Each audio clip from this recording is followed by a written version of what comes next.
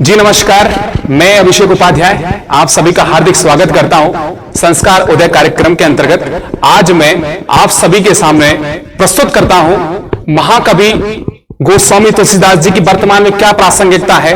उन्होंने जो हमारे सामने एक महाकाव्य जो लिखा रामचरितमानस, उसकी वर्तमान में क्या प्रासंगिकता है, वह हमें हमारी नवीन पीढ़ी को किस प्रकार से आगे बढ़ने की, नवीन मार्ग प्रशस्त करने की सीख दे रहा है, वह मैं आपके सामने प्रस्तुत करूंगा।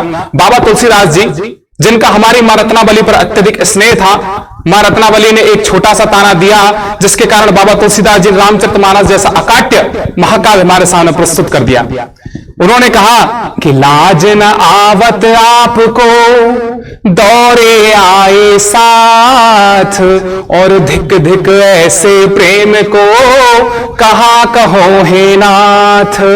अस्ति चर्ममय देह मम तामे ऐसी प्रीत, अस जो होती श्री राम में होती ने भव भीति।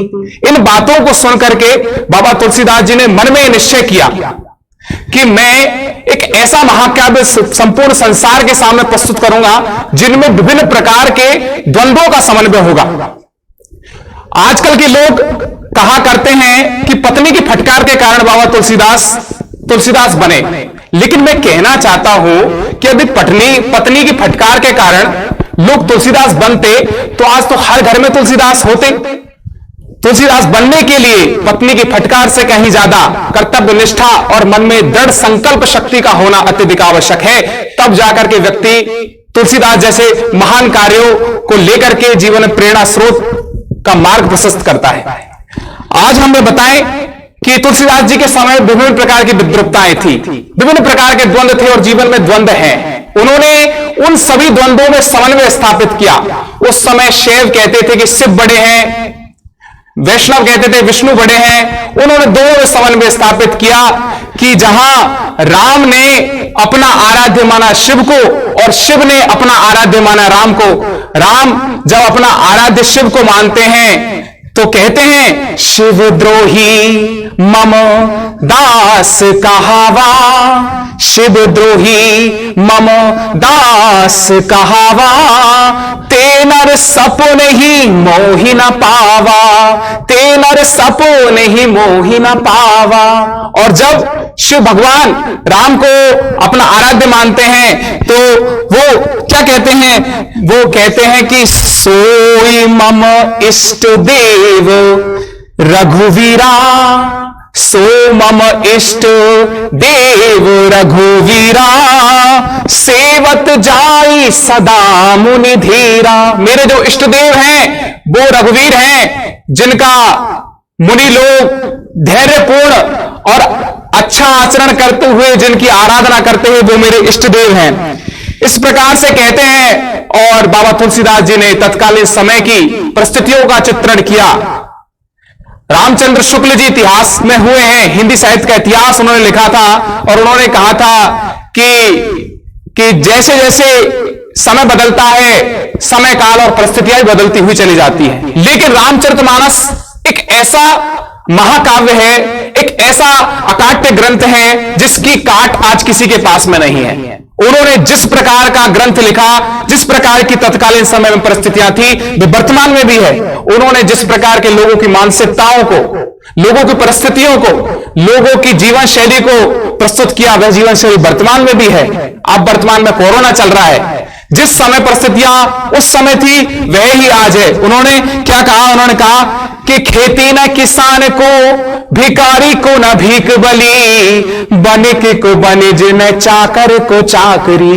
न तो आदमी खेती कर सकता है, बनिक व्यक्ति अपना रोजगार नहीं चला पा रहा है कि खेती न किसान को, भिखारी को न भीख बली, बनिक को बनिज न चाकर को चाकरी। जीविका विहीन लोगों सिद्ध मान सोच बस, कह एक एकन सो कहा जाए का करी। जिस प्रकार से वर्तमान में लोग अपना रोजगार खो करके अपने घर बैठे हुए हैं, एक दूसरे से कह रहे हैं कि कब ये परिस्थितियां सही होंगी, कब जाकर के हम अपना रोजगार करेंगे, कब जाकर के हम अपने परिवार का भरण पोषण करेंगे। वो तत्कालीन परिस्थितियां हमारे वर्तमान समय में भी हमें कारगर सिद्ध होती हैं।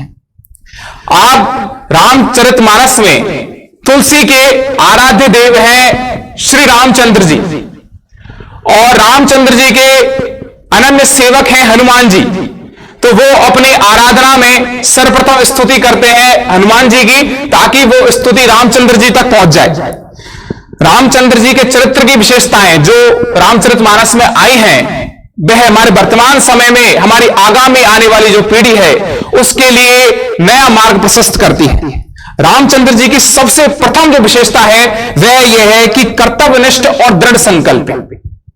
अपने कर्तव्यों को ही जीवन में सर्वोपरि रखा। उन्हें पता था कि व्यक्ति के लिए उसका कर्तव्य ही सबसे महत्वपूर्ण होता है।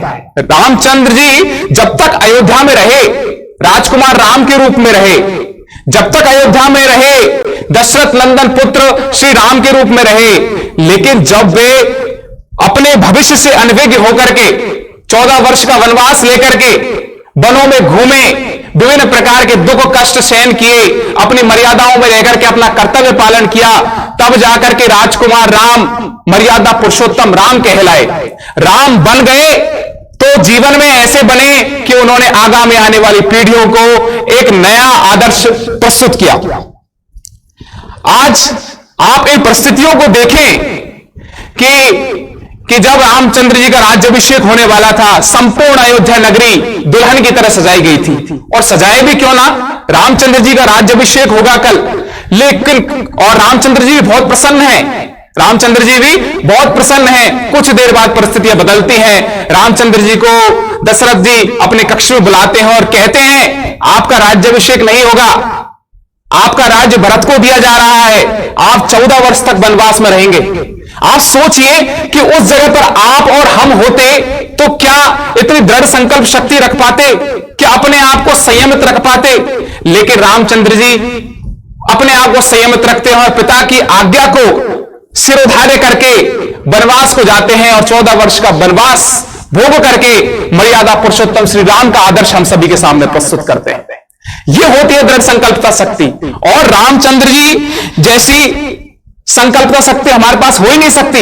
हम वनवास तो क्या, आज आप देख लीजिए, किसी व्यक्ति का ट्रांसफर हो जाए और उसे परिवार से 1 साल दूर रहना पड़े और ऐसी जगह पर ट्रांसफर हो जाए जहां पर सुविधाएं अल्प मात्रा में हैं, तो जैसे ही ट्रांसफर ऑर्डर आता है, घर में इस प्रकार का माहौल हो जाता है जैसे प्रकार से हम किसी शमशान में बैठे हुए हैं।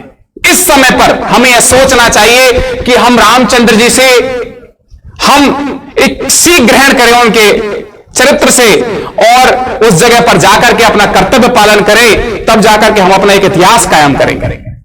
रामचंद्र जी की दूसरी सबसे बड़ी विशेषता जो है वह है उच्च सकारात्मक दृष्टिकोण। किसी ने सच कहा है कि नजर बदलते ही नजरिए बदल जाते हैं। कई चीजें होती हैं हमारे सामने नकारात्मक स्तर की होती हैं, लेकिन जिस व्यक्ति की सकारात्मक क्षमता होती है वह उन चीजों को सकारात्मक रूप से ग्रहण करके जीवन में आगे की ओर बढ़ता है। रामचंद्र जी में उसी प्रकार का दृष्टिकोण है कि जब उन्हें पिताजी ने बुलाया और कहा कि तुम्हें 14 वर्ष का वनवास दिया जाएगा, तो माता को लगा, उनकी मां कौशल्या को, कि पुत्र दुखी होगा। उन्होंने अपने पुत्र को अपने पास बुलाया और पुत्र से पूछा कि क्या बात है बेटा, कहिए आपके मन में क्या है। तो देखिए आप उनका जो उच्च सकारात्मक दृष्टिकोण है उसका स्तर देखिए। वो कहते हैं कि पिता दीनी मोहि कानन राजू, पिता दीनी मोहि कानन राजू, जह सब भांति मोर बड़ काजू। हे माता, मुझे पिता ने वनवास नहीं दिया है। अब आप देखिए कितना उच्च सकारात्मक दृष्टिकोण है। माता, मुझे मेरे पिता ने वनवास नहीं दिया है, मुझे मेरे पिता ने जंगल का राज्य दे दिया है, जहां जाकर के मेरे सभी मनोरथ पूर्ण होंगे। यह होती है उच्च दृष्टिकोण की क्षमता, सकारात्मक दृष्टिकोण की क्षमता। फिर हम देखें कि रामचंद्र जी जो हैं उनके जीवन में चमत्कार नहीं है, कृष्ण के जीवन में चमत्कार है।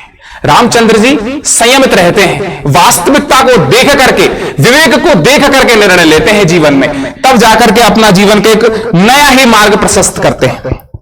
हाँ, उनके जीवन की जो विद्रुपताएं हैं उनसे सीख ग्रहण करके हम सभी के सामने एक आदर्श प्रस्तुत करते हैं। और आज हम कहते हैं कि जित देखो उत राम ही रामा, जित देखो उत राम ही रामा, प्रभु को करूं पुनः पुनः ही प्रणामा, प्रभु को करूं पुनः पुनः ही प्रणामा।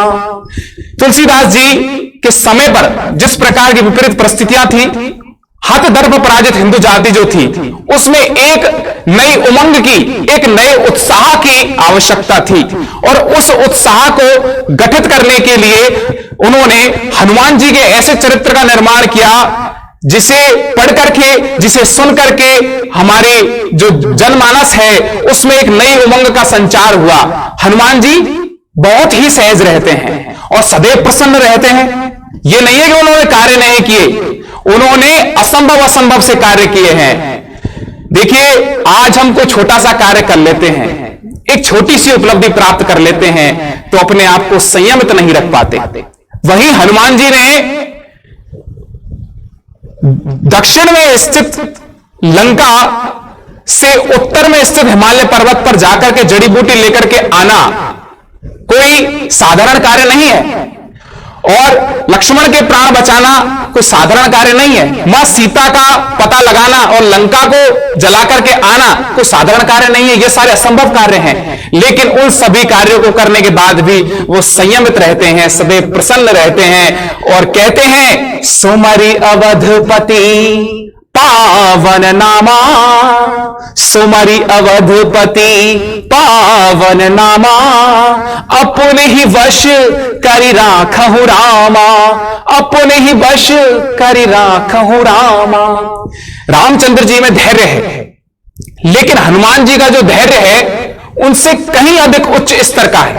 रामचंद्र जी का धैर्य तो एक सीमा पर जाकर के टूट जाता है।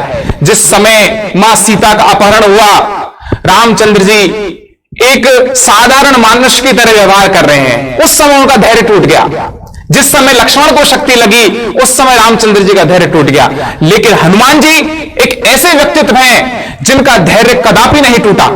उन्होंने हमेशा एक नए अपने विचारों के माध्यम से, अपने स्फूर्ति के माध्यम से एक नई ऊर्जा का संचार किया। फिर सहज रहते हैं, निरहंकारी रहते हैं। हनुमान जी ने यह सिद्ध कर दिया कि यदि कोई भी कार्य है, कोई भी विशिष्ट कार्य है, कोई विशिष्ट उद्देश्य है, उस उद्देश्य के लिए मन में पहले प्रसन्नता का होना आवश्यक है, सकारात्मक दृष्टिकोण का होना आवश्यक है। यदि किसी कार्य को लेकर के आपके मन में श्रद्धा है, हृदय में उत्साह है, अपने आराध्य के प्रति सच्ची निष्ठा है, तो वह कार्य निश्चित रूप से ही पूर्ण होता है। जैसे उन्होंने लंका में प्रवेश किया तो प्रभु श्री रामचंद्र जी का, अपने आराध्य का स्मरण करते हुए उन्होंने कहा, क्या कहा, ये तो आप सभी को पता है कि प्रविशि नगर कीजे ही सब काजा, प्रविशि नगर कीजे ही सब काजा, हृदय राख कौशलपुर राजा, हृदय राख कौशलपुर राजा। गरल सुधा रिपु करहि मिताई, गरल सुधा रिपु करहि मिताई, गौपद सिंधु अनल शिथिलाई। हे प्रभु, मैं लंका में प्रवेश करने से पूर्व आपकी आराधना करता हूं। जितने भी विपरीत कार्य हो, जितने भी अमंगल कार्य हो, वो सभी मेरे लिए मंगल हो जाएं। जो जहर है मेरे लिए अमृत की तरह हो जाए, ये समुद्र जो है मेरे लिए गाय के खुर के समान हो जाए। ये होती है दृढ़ संकल्पिता शक्ति, यही हमें जीवन में आगे बढ़ाती है। आज आप देखिए, हनुमान तो बहुत सारे हैं हमारे देश में, हर तरफ हनुमान है, लेकिन उन हनुमान को प्रेरित करने वाला, आगे बढ़ाने वाले जामवंत जी की कमी है। आज जिस प्रकार से मां हनुमान जी सीता जी का पता लगाने जा रहे थे तो उन्हें अपनी शक्तियों का एहसास नहीं था, उन्हें उनकी शक्तियों का एहसास कराने वाले थे जामवंत जी। उसी प्रकार से आज हमारी जो नवीन पीढ़ी है उसको आगे प्रेरित करना, उन्हें सही दिशा की ओर मार्ग प्रशस्त करना, ये हमारे वर्तमान के जामवंत जो शिक्षक हैं, जो नवीन मार्गदर्शक हैं, उनका कार्य है। वो क्या कहते हैं, उनसे कहते हैं कि कवन सो काज कठिन जग माही, कवन सो काज कठिन जग माही, जो नहीं होई नाथ तुम पाई, जो नहीं होई नाथ तुम पाई। और कहते हैं प्रभु से कि तुम ऐसा कौन सा कार्य है जो नहीं कर सकते हो। यही हमारे नवीन पीढ़ी को कहना है कि तुम कर सकते हो, you can do it all things. यही उन्होंने कहा कि काज किए बड़ देवन के, काज किए बड़ देवन के, तुम वीर महाप्रभु देखी विचारो। अरे कौन सो संकट मोरे गरीब को, जो तुमसे नहीं जात है टारो। कौन सो संकट मोरे गरीब को, जो नहीं तुमसे जात है टारो। बेगी हारो हनुमान महाप्रभु, जो कछु संकट होए हमारो। को नहीं जानत है जग में, कपि संकट मोचन नाम तिहारो। को नहीं जानत है जग में, कपि संकट मोचन नाम तिहारो। तो इस प्रकार से मैं आप सभी लोगों से यही कहना चाहूंगा कि रामचरितमानस वह अकाट्य ग्रंथ है जिसकी काट किसी के पास नहीं है। यही वह मार्गदर्शन है हमारे लिए, जो हमारे आगामी नई पीढ़ी को नया संस्कार देगा। इसी प्रकार से आप सभी को यही सोचना चाहिए कि जीवन में संयमित रहें, धैर्यवान रहें, विवेकशील रहें और सदैव प्रसन्नचित रहें। तभी आपको सफलता मिलेगी, तभी आप जीवन में आगे बढ़ेंगे। इसी के साथ मैं अभिषेक उपाध्याय आप सभी का बहुत बहुत आभार व्यक्त करता हूं कि आपने मुझे इतने ध्यान से सुना। बहुत बहुत धन्यवाद।